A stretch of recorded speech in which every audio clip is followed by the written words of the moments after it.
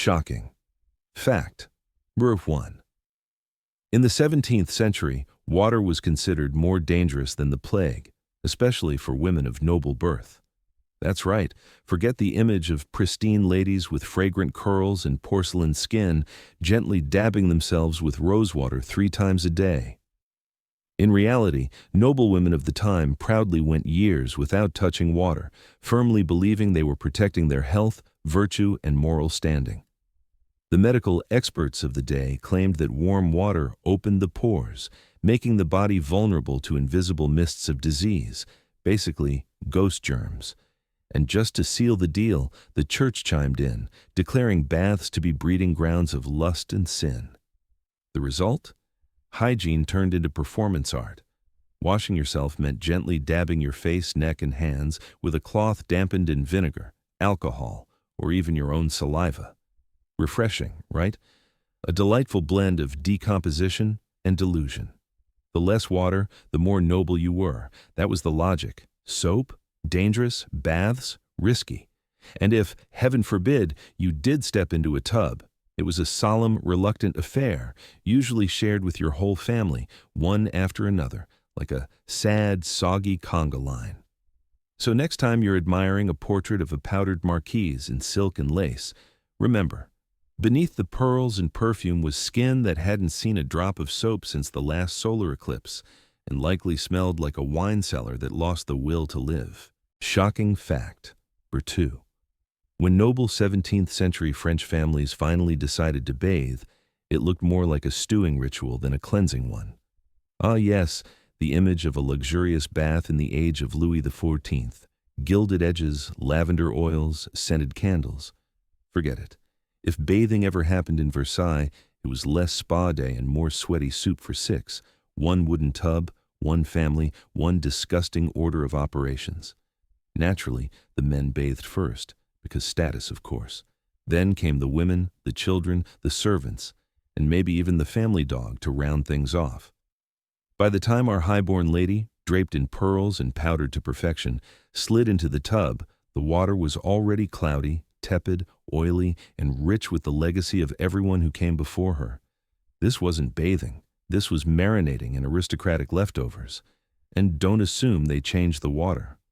Oh no, that was considered wasteful, and let's be honest, far too progressive. So instead of picturing a marquise surrounded by perfumed bubbles, imagine this. A noblewoman huddled in lukewarm family broth, trying not to breathe too deeply, pretending it's all very refined. Welcome to Versailles, where even filth had a pecking order. Shocking fact number 3. Versailles didn't smell divine. It reeked, and people didn't faint from admiration. When we say Versailles, your imagination probably conjures silk rustling, golden gleam, powdered elegance under crystal chandeliers. Ah yes, the age of refined manners and delicate fragrances. But had you actually stepped foot there in the year 1675, the first thing you'd have done was grab your nose and sprint toward the nearest swamp.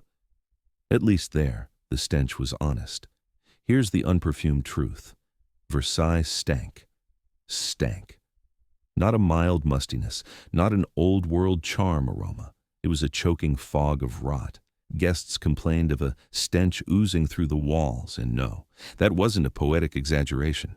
It was the lethal combo of old perfume, human sweat, damp fabrics, moldy walls, spoiled food fumes, and, yes, raw sewage dumped from windows.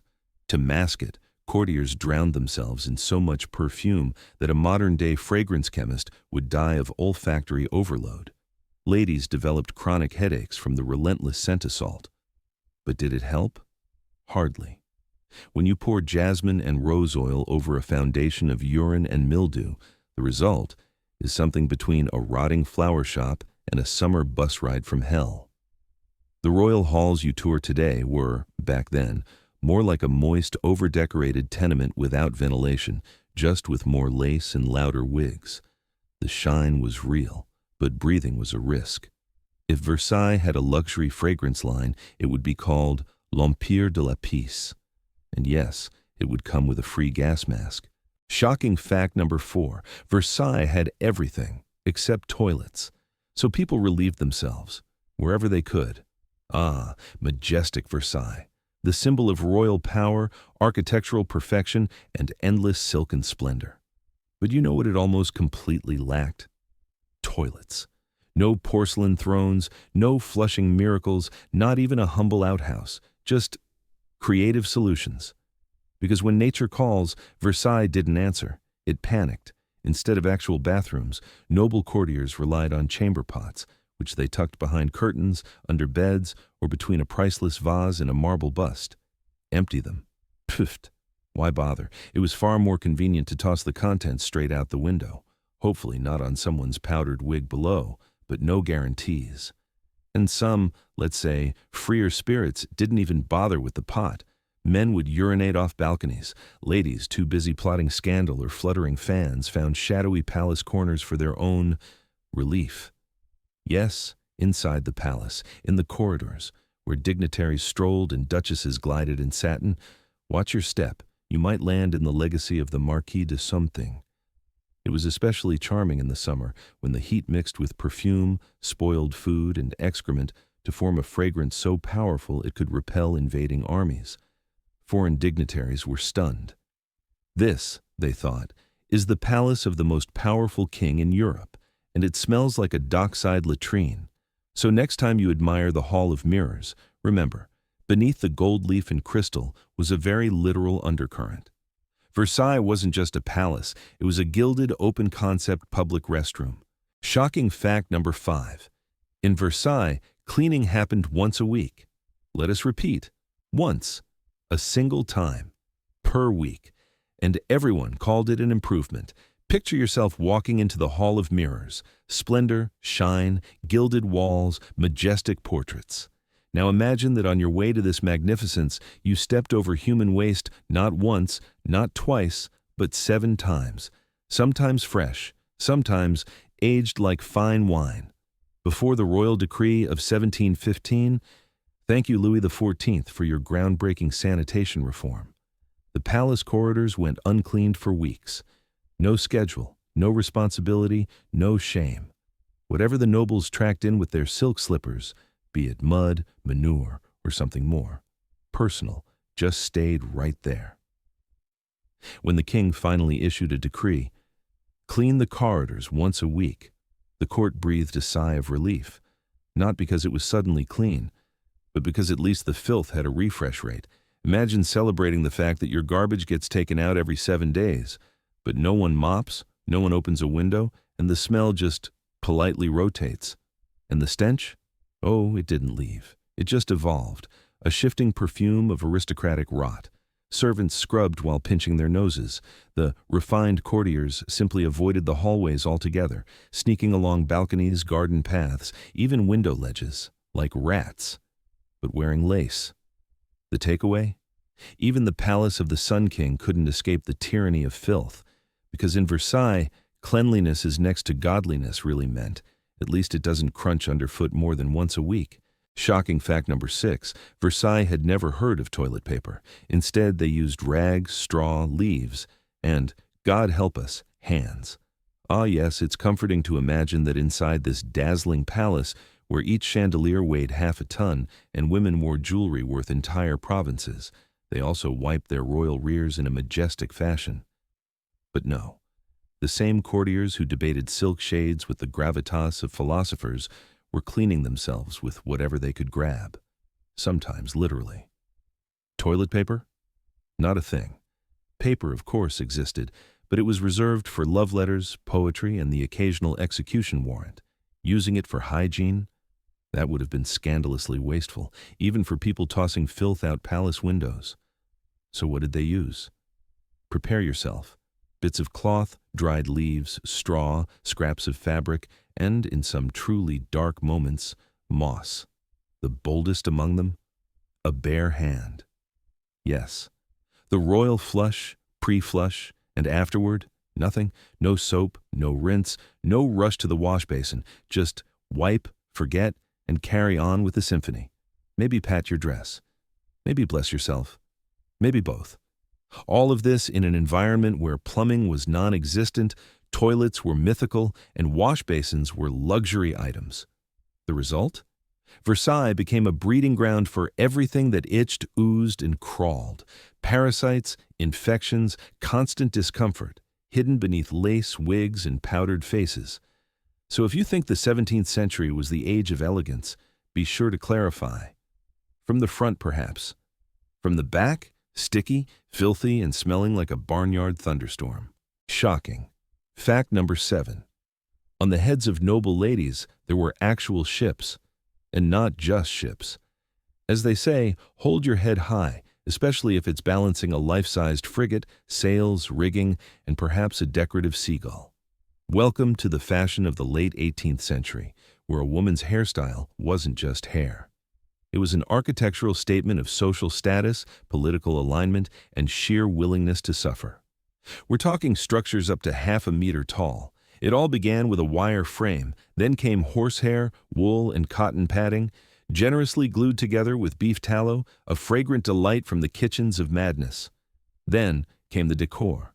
Feathers, ribbons, pearls, miniature trees, entire hunting scenes, theater stages, and of course, ships. The taller and more absurd, the closer you were to power. Wash it, remove it, don't be ridiculous. These towering wigs were worn for weeks at a time. Women slept upright, scratched their heads with long silver pins, and hosted communities of lice and, occasionally, mice. Yes, mice. Some women reported rustling sounds in their hairstyles at night. That wasn't the wind. That was a tiny Versailles colony living on their scalp.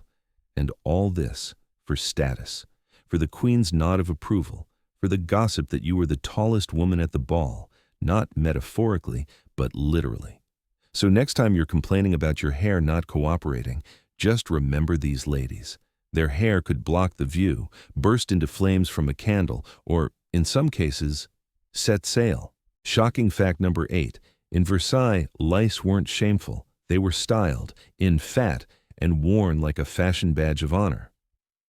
When you hear the phrase, beauty is pain, you might think of high heels or tight corsets.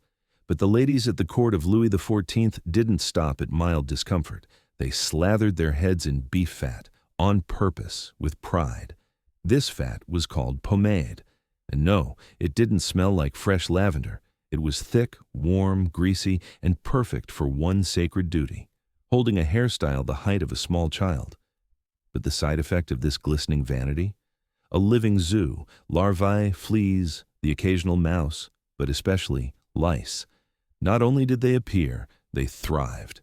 In an environment where hair wasn't washed for weeks and the fat was reapplied like wood varnish, a noblewoman's scalp became prime real estate for parasites.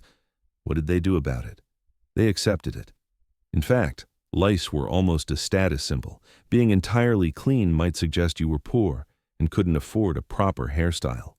But if your scalp was crawling, congratulations, you were fashionable. To cope, they used ornate silver scratching tools, dainty devices for politely raking your skull between sips of champagne, at balls, in public, and everyone just pretended nothing was odd. So the next time you're having a bad hair day, remember, in the 18th century, being infested might just mean you were fabulous, glistening, itchy, and tragically fashion-forward. Shocking. Fact number 9. A banquet in Versailles could be luxurious and simultaneously lethal, because it was prepared in conditions that would make even a school cafeteria cook from the 1990s gag.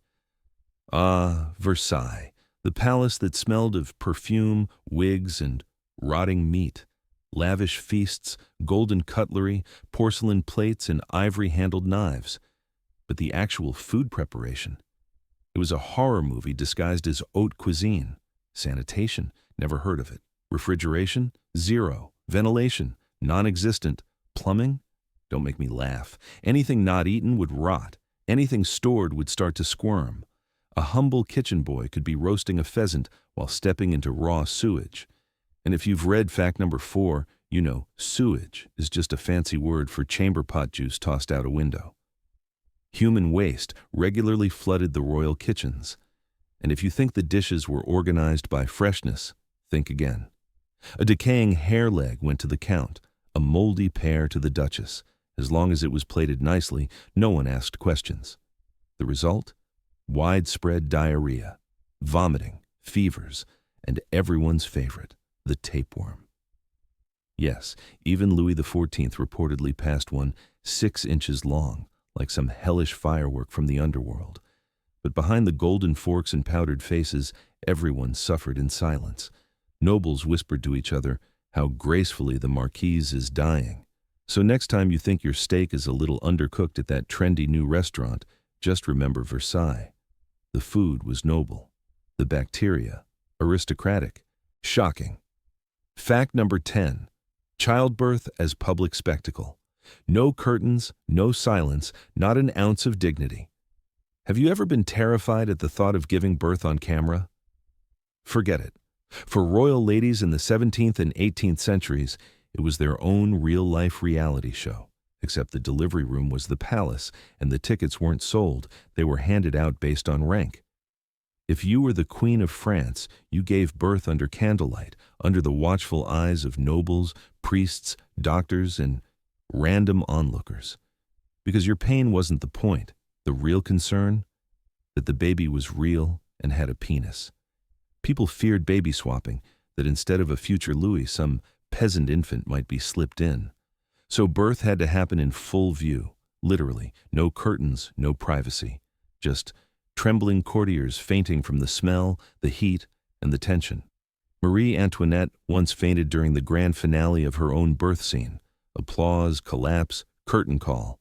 Now imagine, you're in agonizing pain, your body is tearing apart, the room is stifling, you're wearing a wig, jewelry, and 3 layers of silk.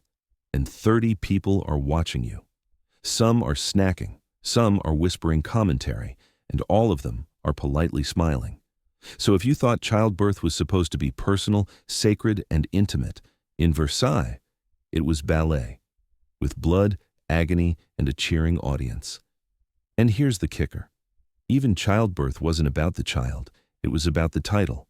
A boy's birth was a triumph, a girl, disappointment, and if the mother died in the process, oh well, at least she did it beautifully. Shocking. Fact number 11, hands dripping in pearls but not a drop of soap. If you think the phrase dirty politics refers to moral corruption at court, think again. It was much more literal. Picture a refined lady of Versailles, powdered face, feathered fan, corset laced to the brink of blackout, and hands that hadn't seen water since France last saw common sense. Washing hands? Before meals? After urgent chamber pot business behind a curtain? Absolutely not. That was considered at best an eccentric whim, and at worst, a health hazard. Water, as with bathing, was thought to be a gateway for disease. Open your pores and boom, the plague flies in. So what did they do instead? They wiped their hands on whatever was handy. The hem of a gown, a personal cloth, reused, of course. Occasionally just the furniture. That's right, velvet drapery doubled as a hygiene solution. And then this aromatic assembly would sit down to eat, to feast, to dig into pheasants and pastries, and they ate with those hands, or fingers that had touched not only food, but, well, you get the idea. The irony? These ladies could spend 3 hours carefully pinning a single curl to their powdered wig, but wouldn't bother with 3 seconds to rinse their fingers. So next time you hear the phrase royal manners, remember, back then, clean hands were rarer than golden spoons. Shocking fact number 12. If you didn't have lice, you were either poor or suspiciously clean. Ah, lice, those tiny, itchy aristocrats of the insect world. While today we wage chemical warfare against them with shampoos and sterilize anything that twitches, at Versailles they weren't just tolerated, they were practically bragged about. Why? Because if you had a colony of lice setting up shop on your scalp, it meant you were wearing a proper animal fat-soaked wig, not wandering around with a bare head like some common pauper. Lice were a badge of honor. You weren't a servant, you were a lady with a towering hairstyle full of ambition, ribbons, and an entire ecosystem. No regular washing, no fine-toothed combs. That was for the hygienically obsessed. But what they did have was the elegant silver lice claw. Yes, an actual tool, fully acceptable to use at balls between dances. Scratching one's head with a silver hook was considered perfectly normal during dinner. as normal as raising a glass or, well, passing gas, but that's another article. And the best part? Some women actually gave names to their lice. This one's been with me since last spring. They cooed, they cared, practically pets, almost. So if you thought the era of Louis XIV was the pinnacle of refinement and grace, let me remind you, beneath the powder and pearls, there were more living things crawling around than in a haunted attic. And every single one of them, they too were invited to the ball. Shocking. Fact number 13. A feast of worms, when royalty dined with parasites on the side. Ah, Versailles. The rustle of silk, the clinking of glasses, the longing gaze of a courtly lady, and a delightful case of diarrhea a few hours later. Because if you thought royal cuisine was the pinnacle of fine dining, you must have forgotten that refrigerators didn't exist in the 17th century. And sanitation? That was practically a swear word. The royal table groaned under the weight of game, meat, pastries, fruits, all the expected luxuries. Except the game was rotten, the meat half raw, and the fruits arrived with a sun-ripened stink from Provence, with no ice in sight. The kitchen, by the way, was located over half a mile away from the dining hall, so everything cooled down nicely while marinating in the fragrant air of the palace's primitive sewage system. Bon appétit, your smelliness. The result? Diarrhea as part of your morning routine, vomiting after dinner, and the royal favorite, a tapeworm as long as a royal edict. Even Louis XIV himself was rumored to have delivered a specimen over 6 inches long, a true symbol of divine right. The irony? All those perfectly powdered, perfumed, beribboned nobles, sipping from crystal goblets, were quite literally gift-wrapped time bombs. And the explosion usually came 6 to 8 hours after the final toast. So if you ever want to feel like a king, don't rush to Versailles. Just leave your meat in the sun, skip hand-washing, and eat it all while listening to classical music.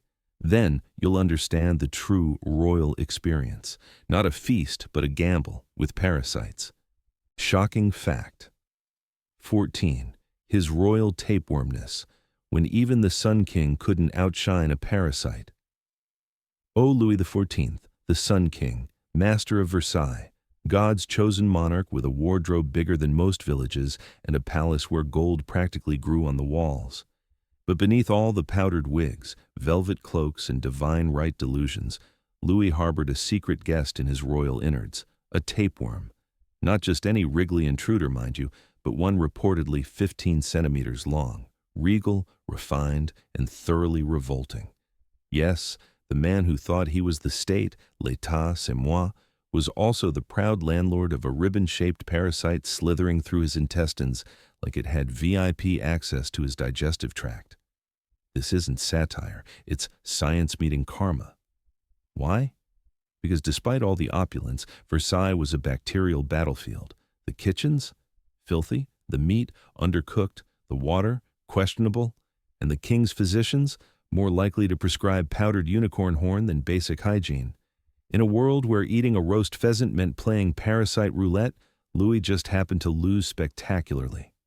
So there he was, the most powerful man in Europe, unknowingly nurturing a freeloading flatworm while issuing royal decrees.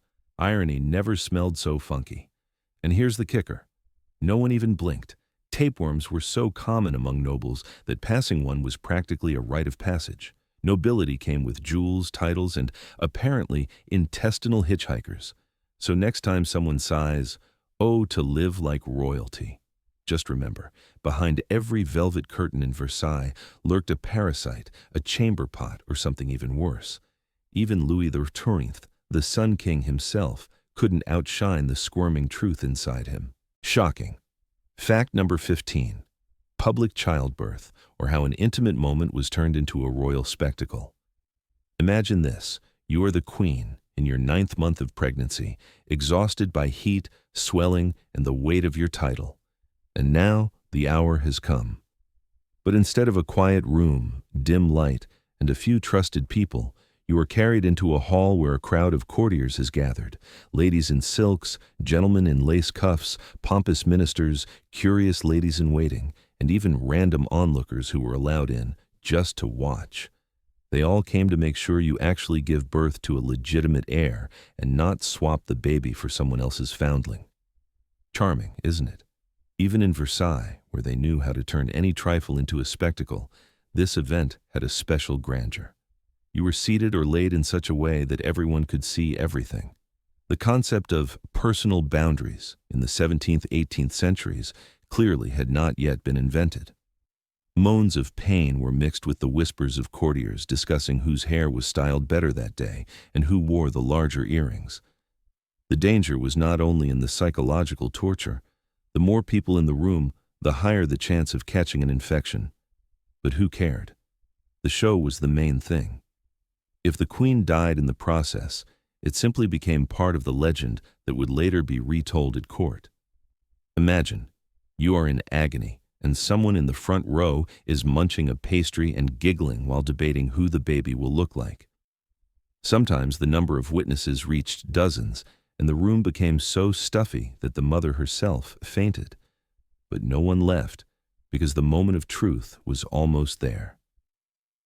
In this system, you were not a woman, but a living incubator with a crown. The irony is that under the pretext of dynastic purity, the courtiers created conditions that could easily cut the dynasty short, along with the lives of both mother and child. This was royal care at its finest. Oh yes, history loves to embellish the lives of monarchs, wigs, silks, diamonds. But in the case of Marie Antoinette, behind the scenes of lavish Versailles, one could find not only ribbons and perfume, but also fainting, stench, and deadly heat. Imagine this. You have just endured childbirth, with its pain, blood, screams, and a complete absence of anesthesia. Instead of silence and rest, you are surrounded by dozens of gawkers, ladies, gentlemen, important lords, and their even more important wigs, all gathered to, pardon the expression, verify the authenticity of the goods. A dense crowd, suffocating air, and the mingled aromas of unwashed bodies, perfume, and candle wax created a deadly cocktail. Marie Antoinette could not bear it. She fainted right there in bed. And this was by no means rare. Those standing closest to the mother had a VIP view of her face, growing paler by the minute. Those farther away observed the process as if it were a theatrical performance. Only this play had no set design and no happy ending. Often it concluded with death. In fact, fainting from the heat was almost a festive outcome compared to infection. Crowds of people in a closed space, no sanitation, and the determination to miss nothing turned the birthing chamber into a simmering cauldron of bacteria. Women who did not collapse during the birth often died later, from fevers, infections, and sepsis. But the palace did not care. The main thing was the display. Those present curiously studied the queen as she teetered between life and death. The irony of fate. In a place where life could have been saved with simple care and privacy, royal etiquette turned an intimate moment into a circus show and the woman into an exhibit expected to endure everything under applause. So when we read about the glorious days of Versailles, we should remember. Sometimes behind the glitter of chandeliers lurked an ordinary, suffocating human crowd, one that could prove deadlier than any bullet. Ah, the 18th century. Marble halls, crystal chandeliers, exquisite balls, and cemeteries where children's graves stood as tightly packed as the feathers in a lady-in-waiting's fan. In those days, every third child did not live past the age of 3. Yes, every third. And no titles, golden cradles, or swaddling clothes embroidered with silver thread could change this statistic. Death of children was as common as a court lady's morning makeup. Infants died from everything, from colds, from diarrhea, from infections passed directly during birth, because no one had heard of sterile instruments. Medicine? Forget it. Doctors strutted around in wigs and lace cuffs, but in reality were masters at applying warm compresses and prescribing holy relics as treatment. Women? They died in childbirth in droves, like modern candles on a cake, quickly and without much ceremony. And the death of a mother was sometimes taken philosophically. Well, my dear, childbirth is dangerous business. At least the child remains. Only the child often followed the mother within a few days or weeks. And do you know what's the most disgusting part? No one really tried to change it. Child mortality was built into the system, like a tax or court etiquette. The death of a child in a royal family, they would grieve, have another one. The main thing was that the dynasty continued, and human lives, well, they were merely expendable material. So next time you see a painting of a plump baby in a gilded cradle, remember, behind each such image stands a long line of those who never lived to be painted. Versailles glittered with gold, but in its shadow, death always lingered, giving no discounts for crowns or titles. Ah, how we love to picture the palace halls of the 18th century. Silks, pearls, golden chandeliers, ladies in voluminous gowns bestowing refined smiles. But let us remove that perfumed wig from the head of history and look at what was hiding beneath layers of powder and sweet-smelling legends. And there, the aroma was, let's say, far from jasmine. Court ladies, dazzling at balls, lived in conditions that today even an average budget traveler at a shabby campsite would not tolerate. Toilets? Ha! Versailles at its best was more like a festival with overflowing portable toilets, only without the actual toilets. One could relieve oneself right behind a column or in a distant corner of a corridor, and the scents, well, the perfumers from Grasse were working overtime to mask the aroma of royal conveniences. Washing. That was for the weak and the sick. A true lady of the 18th century could go weeks without touching water, as it was believed it corroded the skin and opened the pores to disease. Instead, there was a thick layer of powder, rouge, and lipstick to hide the traces of fatigue, dirt, and the beginnings of a rash. Dresses? Yes, they cost a fortune and weighed as much as a small child. But try wearing that corset for a week without washing, and you will understand the meaning of patience in the name of royal honor. All this magnificence coexisted with lice, fleas, and other small aristocrats who shamelessly inhabited the folds of silk and the space beneath false curls. The ladies suffered in silence because the ideal of beauty demanded impeccable posture and a cold smile, even if under the grand skirt, a lively feast for insects was taking place. This is how they lived, luxury and filth, gold and stench, hand in hand. And you speak of glamour. In reality, it was a masquerade ball where behind every sparkling mask hid banal human unsanitariness. The irony is that those ladies portrayed in their grand portraits smelled nothing like fresh roses, but rather like champions in a survival race among fleas and sweat.